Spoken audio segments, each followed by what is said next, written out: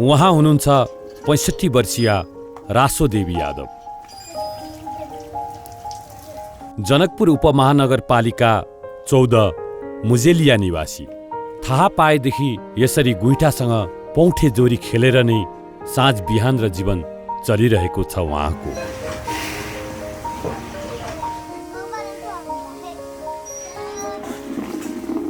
गुइठा बाल्दा गर्नुपर्ने सङ्घर्ष र त्यसबाट निस्केका धुवाँसँग उहाँको जीवन नै धुवाँ जस्तै रुमल्लिरहेको छ।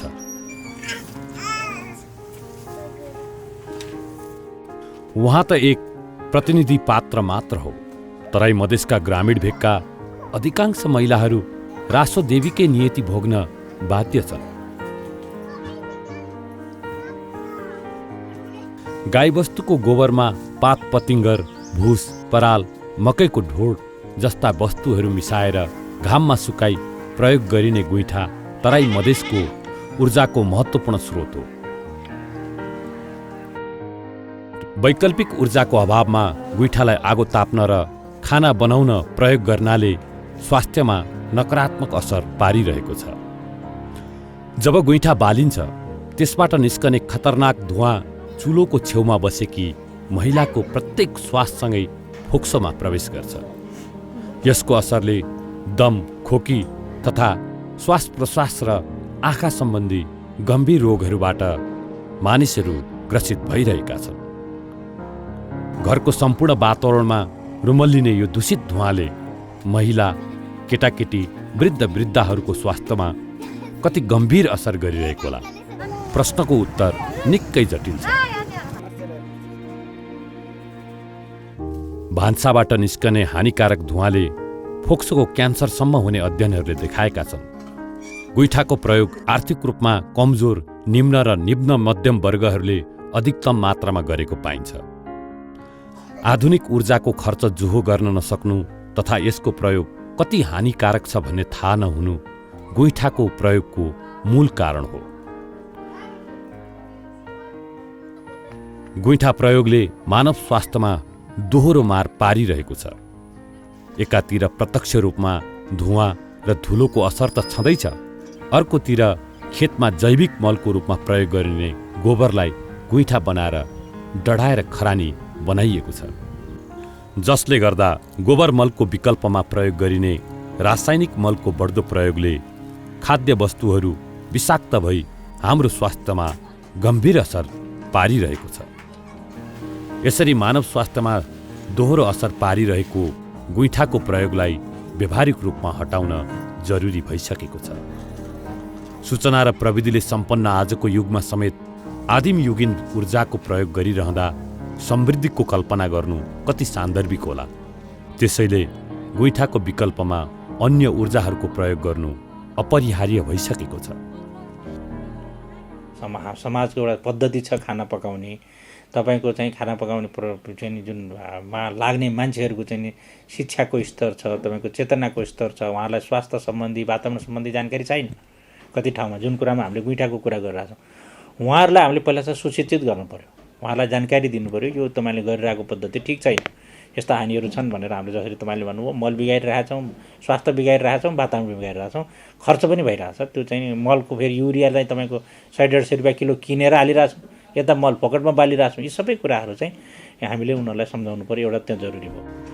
नेपालमा खपत हुने ऊर्जाको 77% हिस्सा परम्परागत जैविक ऊर्जाले ओगटेको छ। यसको स्रोतहरूमा काठ, दाउरा, गाईबस्तुको गोबर तथा कृषिजन्य उत्पादनको अवशेष रहेका छन्। राष्ट्रिय जनगणना 2068 को तथ्याङ्क अनुसार नेपालमा रहेका 54 लाख घर परिवारमध्ये 40 लाख घर परिवारमा अझै खाना पकाउने इन्धनका रूपमा दाउरा लगायतका परम्परागत जैविक ऊर्जाको प्रयोग हुँदै आएको छ। जैविक ऊर्जाको प्रयोगले मानव स्वास्थ्य र वातावरणमा समेत प्रतिकूल प्रभाव पार्ने हुँदा यस ऊर्जाको प्रयोग न्यूनीकरण गर्नु सबैको चासोको विषय बनेको छ। विश्व स्वास्थ्य सङ्गठनले सन् 2012 मा प्रकाशित गरेको प्रतिवेदन अनुसार गरिब तथा अल्पविकसित राष्ट्रमा मृत्युको चौथो प्रमुख कारण घरभित्रको वायु प्रदूषण रहेको छ। नेपालमा गरिएको एक अध्ययन अनुसार वार्षिक करिब 7500 व्यक्तिको मृत्यु घरभित्रको वायु प्रदूषणले गर्दा लाग्ने विभिन्न रोगबाट हुने गरेको छ। नेपाल सरकारले स्वच्छ ऊर्जाको माध्यमबाट तराईका 22 जिल्लामा खाना पकाउने गुइठाको प्रतिस्थापन र ऊर्जा नपुगेको क्षेत्रमा स्वच्छ ऊर्जा कार्यक्रम सञ्चालनको लागि विशेष कार्यक्रम ल्याएको छ। वैकल्पिक ऊर्जा प्रवर्धन केन्द्र अन्तर्गत सञ्चालनमा रहेका विभिन्न कार्यक्रमहरूमध्ये यो एक मुख्य कार्यक्रम हो। नेपालमा नवीकरणीय तथा वैकल्पिक ऊर्जाको प्रवर्धन गर्न 2053 सालमा वैकल्पिक ऊर्जा प्रवर्धन केन्द्रको स्थापना भए पश्चात नेपाल सरकार ऊर्जा जलस्रोत तथा सिँचाइ मन्त्रालय मातहत वैकल्पिक ऊर्जा प्रवर्धन विकास समिति अन्तर्गतको यस केन्द्रले नवीकरणीय र वैकल्पिक ऊर्जाको क्षेत्रमा विभिन्न कार्यहरू गर्दै आइरहेको छ। नेपाल सरकारले यो आर्थिक वर्षदेखि सुरु हुने गरेर चाहिँ यो तराईमा विशेष गरेर जुन तराईका 22 जिल्लामा जुन गुइठाको प्रयोग चाहिँ खाना पकाउनको लागि मान्छेहरूले त्यो गुइठाको प्रयोगलाई चाहिँ विस्थापन गर्ने गरेर चाहिँ एउटा नयाँ कार्यक्रम चाहिँ लिएर आएको छ। त्यो कार्यक्रममा साङ्केतिक रूपमा चाहिँ यो गुइठा विस्थापन गरी स्वच्छ ऊर्जाको कार्यक्रम सञ्चालन गर्ने भनेर चाहिँ अहिले कार्यक्रम आयो र यो चाहिँ वैकल्पिक ऊर्जा प्रवर्धन केन्द्रले यसको कार्यान्वयन यो वर्षदेखि सुरु गरेको छ। र अहिले हामी सुरु गर्ने क्रममा चाहिँ कसरी गर्ने त भन्ने सन्दर्भमा चाहिँ हामीले 4वटा मुख्य यसको रणनीति लिएको छौँ। अहिले सबभन्दा पहिलो रणनीति चाहिँ अब त्यो तराईको 22 जिल्लामा त्यहाँ अहिले प्रयोग भइरहेको स्थानीय तहहरूमा अहिले हरेक ठाउँमा चाहिँ कस्तो किसिमको चाहिँ खाना पकाउनको लागि चाहिँ कस्तो किसिमको चुलोहरू चाहिँ प्रयोग गरिरहेका छन् जनताहरूले, त्यसको एउटा चाहिँ विस्तृत रूपमा तथ्याङ्क निकाल्नुपर्ने जरुरी छ। किनभने अहिले चाहिँ 22 जिल्लाको टोटल तथ्याङ्क अहिले हामीसँग छैन। त्यो चाहिँ त्यही भएर पहिलो काम चाहिँ हामीले यो तथ्याङ्क चाहिँ 22 जिल्लाको प्रत्येक स्थानीय तहवाइज चाहिँ खाना पकाउनको लागि कस्तो किसिमको चाहिँ चुलो प्रयोग हुन्छ, मुख्य गरेर चाहिँ त्यहाँ प्रयोग गर्ने चुलोहरूमा गुइठाको रूपमा गुइठा चाहिँ धेरै प्रयोग गरेको अवस्था छ। त्यसै गरेर चाहिँ अरू हाम्रो माटोको चुलोहरू पनि प्रयोग गरेको छ, परम्परागत चुलोहरू, र केही ठाउँमा चाहिँ हाम्रो बायोग्यास पनि प्रयोग गरिएको छ र केही ठाउँमा चाहिँ एलपिजीको प्रयोग पनि छ त्यहाँ चाहिँ। त्यो हिसाबले हरेक 22 जिल्लामा चाहिँ त्यहाँको स्थानीय तह वाइज नै हामीले चाहिँ एउटा तथ्याङ्क चाहिँ सङ्कलन गर्दैछौँ। एउटा स्वच्छ ऊर्जा प्रविधि भन्नाले खाना पकाउन तथा तापीय प्रयोजनको लागि प्रयोगमा आउने जैविक ऊर्जासँग सम्बन्धित प्रविधिहरू बायोग्यास, सुधारिएको फलामे तथा माटोको चुलो, ग्यासिफायर चुलो तथा यसमा प्रयोग हुने इन्धनहरू ब्रिकेट, पेलेट, काठ, दाउरा, फोहोर तथा गोबर आदि र मेसिन तथा उपकरणहरू विद्युतीय चुलो तथा यस सम्बन्धी उपकरणहरू हुन्। जटिल तरिकाले खाना पकाउन बाध्य सबैभन्दा कमजोर समुदायको समस्यालाई मध्यनजर राखेर गुइठालाई प्रतिस्थापन गर्ने कार्यक्रम बनाइएको हो। यो कार्यक्रमसँगै विद्युतीय चुलो र विद्युतबाट चल्ने इन्डक्सन चुलो, हट प्लेट र यसका लागि आवश्यक पर्ने घरभित्रको विद्युतीय वायरिङमा स्तर उन्नति, एक सेट इन्डक्सनबाट चल्ने भाँडाहरू, धुवाँ कम फालिने कम धुवाँमा पनि घातक धुवाँ कम फाल्ने ऊर्जा क्षमता बढी भएको टियर 3 वा सोभन्दा माथिल्लो स्तरको रकेट चुलो, ग्यासिफायर चुलो लगायतका सुधारिएको फलामे चुलो र यसको लागि आवश्यक पर्ने ब्रिकेट, पेलेट जस्ता इन्धनलाई प्रोत्साहन गर्ने कार्यक्रम रहेको छ।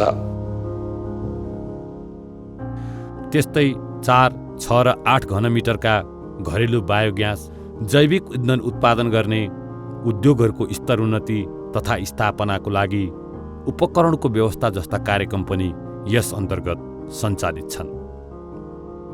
वैकल्पिक ऊर्जा केन्द्रले समुदायमा उपयुक्त पिलेट मेसिन स्थापनाको साथै टियर 3 लेभल बायोमास कुकिङ स्टोभको प्रयोग गरेर तराई मधेस क्षेत्रमा प्रत्यक्ष गोबर जलाउने नकारात्मक असरलाई सम्बोधन गर्न परियोजनाको विकास गरेको हो।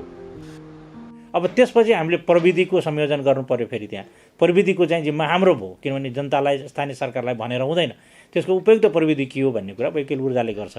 त्यस्तै गरेर यो साझेदारीमा लाग्ने केन्द्रीय सरकारको अनुदान अथवा चाहिँ तपाईँको साझेदारीको लागि लाग्ने रकमको जो पनि हामीले गर्नु पर्यो र त्यो लागिमा हामीले दात्री संस्थाहरू र नेपाल सरकारसँग अनवरत रूपमा अब यसमा हामी छलफलमा छौँ। नयाँ प्रोग्रामहरू डिजाइन गरिरहेका छौँ र त्यो प्रोग्राम अनुसार जे जस्ता आर्थिक सहयोगहरू आउँछन् यो हाम्रो साझेदारीको कार्यक्रम अनुसार स्थानीय सरकारहरूसँग मिलेर साझेदारी गर्छ। बहुवर्षीय परियोजनाको रूपमा स्वच्छ ऊर्जाको सहज आपूर्तिको लागि समुदायको वरपर 1 लाख टियर 3 लेभल स्टोभ र 100 पेलेटाइजिङ मेसिन स्थापना गर्ने योजनाको परिकल्पना गरिएको छ। प्रस्तावित परियोजनाको प्रभावकारी कार्यान्वयनको लागि स्थानीय सरकार, निजी क्षेत्र र सरकारवालाहरूको सक्रिय संलग्नता र समान उद्देश्य भएका सङ्गठनहरूसँग समन्वय र सहकार्य गरिने लक्ष्य लिएको छ। त्यही लेभलको नेक्स्ट लेभलको अवेरनेस स्थानीय सरकारलाई चाहियो, व्यक्तिपछि सरकारलाई चाहियो। सरकारलाई पनि यो साझेदारीमा एउटा पपुलर कार्यक्रम, सबैलाई समेट्न सक्ने, कम लागतमा हुने कार्यक्रम र ठुलो इम्प्याक्ट भएको कार्यक्रममा तपाईँहरूको साझेदारी गर्नुहोस् भनेर हामीले त्यहाँ अवेरनेस गर्छौँ। यसै गरी दूरदराजमा रहेका र आधुनिक प्रविधिबाट वञ्चित जनताले प्रयोग गरिरहेको परम्परागत इन्धन गुइठालाई विस्थापन गरी आधुनिक र सरल तथा वातावरण मैत्री प्रविधि विद्युतीय चुलो, बायोग्यास, सुधारिएको चुलो प्रयोग गर्न सामाजिक सचेतना फैलाउन जरुरी भइसकेको छ। यो अहिले गुइठा प्रयोग गरिरहेको ठाउँमा त्यसलाई विस्थापित हुने गरेर चाहिँ यो सुधारिएको चुलो हुनसक्छ। सुधारिएको चुलोमा चाहिँ हाम्रो विशेष गरेर चाहिँ यो टायर 3 भन्दा माथिल्लो स्तरका चुलोहरू भन्छौँ हामी त्यसलाई। त्यो भनेको राम्रो इफिसियन्सी भएको र यो घरभित्र चाहिँ खाना पकाउँदाखेरि स्वस्थ किसिमको चाहिँ धुवाहरू चाहिँ नहुने खालको चाहिँ चुलोहरू हुन्छ। र एक किसिमको प्रविधि हामीले यो सुधारिएको चुलो प्रयोगमा लैजान्छौँ। र दोस्रो चाहिँ बायोग्यास पनि एकदम उपयुक्त प्रविधि हो त्यो ठाउँको लागि। र त्यहाँ चाहिँ विशेष गरेर राम्रो पोटेन्सियल भएको ठाउँ हो तराई चाहिँ। र त्यहाँ चाहिँ धेरै बायोग्यास अहिले पनि बन्न सकिरहेको छैनन्। र दोस्रो चाहिँ हामीले बायोग्यासलाई पनि हामीले यो क्लिन कुकिङ सोल्युसनभित्र चाहिँ एउटा अभिन्न अङ्ग मानेर चाहिँ यो बायोग्यास टेक्नोलोजीलाई प्रमोट गर्छौँ।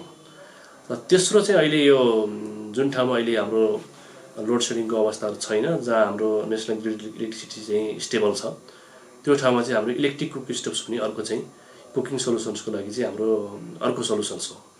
त्यस कारणखेरि चाहिँ अहिले हामीले यो नगरपालिकाहरू चाहिँ छनौट गरिसकेपछि यो उहाँहरूसँग फेरि अन्तर्क्रिया गर्छौँ, उहाँहरूसँग छलफल गर्छौँ। गरिसकेपछि त्यहाँको निडलाई हेरेर र उहाँहरूको चाहिँ पनि अलिकति कुराहरू बुझेर त्यो ठाउँमा चाहिँ कुन किसिमको प्रविधिहरू उपयुक्त हुन्छ त्यसलाई प्राविधिक रूपमा हामीले मूल्याङ्कन गरिसकेपछि यो 3 किसिमको चाहिँ प्रविधिहरू त्यहाँ हामी चाहिँ प्रवर्धन गर्छौँ। र यो अहिले यो सरकारले ल्याएको जुन अहिले विशेष कार्यक्रम छ, यो कार्यक्रमलाई हामी सफल बनाउँछौँ यो वर्ष। गोबर डढाउन रोकेर चुलोमा स्वस्थ ऊर्जा र खेतमा गोबर गहुँत मिश्रित जैविक मल प्रयोग गर्ने वातावरण बनाई स्वस्थ र समृद्ध समाज निर्माणको कार्यलाई अगाडि बढाउन सकिन्छ। स्वच्छ ऊर्जाको पहुँचले स्वास्थ्यसँग सम्बन्धित रोगमा कमी आउँछ। खाना पकाउँदा लाग्ने खर्च पनि कम हुन्छ। रासोदेवी यादव जस्ता सदियौँदेखि पीडामा रुमलिएकाहरूलाई सहज जीवनयापनको बाटो देखाउनु तपाईँ हाम्रो दायित्व हो। गाउँघरमा गुइठाको धुवाँको मुस्लोमा रुमलिएका हाम्रा आमा, दिदी, बहिनीलाई नवीनतम स्वच्छ ऊर्जा प्रविधिको प्रयोगमा प्रोत्साहन गर्नु हाम्रो कर्तव्य पनि हो। अति न्यून लागतमा सहज जीवनयापन गर्न स्वच्छ ऊर्जा प्रविधि रोजौँ। समृद्धिको यात्रामा सहभागी बनौँ। स्वच्छ ऊर्जा, स्वस्थ जीवनको मूल मन्त्रमा समाहित हौँ।